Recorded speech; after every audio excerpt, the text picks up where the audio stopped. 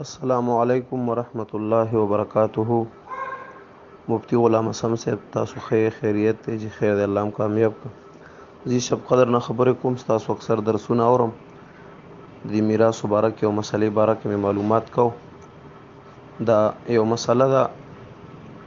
مطلب یو میت ته او دا غنه یو زوجه پاتې شوې ده او دوا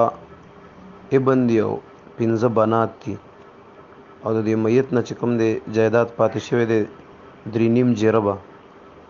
نو د دې تقسیم به څه ترتیب سره کیږي او د دوی حصے به څومره په دې جایداد کې رسي په دې باره کې لږ راهنمایي وکړئ. مولانا صاحب تاسو ته تپوس کړو یو انسان وفات شوی دی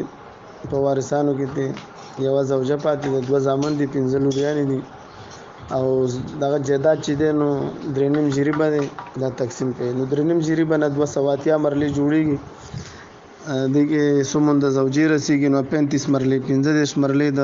ښځې ورسېدو 2 زامن دي 54 مرلې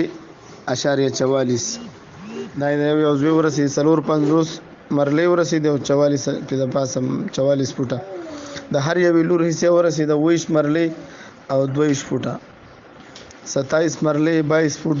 یوې لور دغه شان 27 مرلې او 22 فوټ د بل او دغه شان کې 27 مرلې 22 فوټ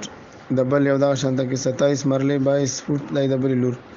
نو په دې ترتیب سره ولمنګه دا تقسیم وکړو دا 280 مرلې 3.5 جریبه ځمکه شوه 15 مرلې د ښځې 450.44 د هر یو زوی او 27.22 مرلې د هر یو لور ورسېدي لکه 20 مرلې پوره دي او 22 فوټه په پاسه دي دا چې موږ واپس راځم که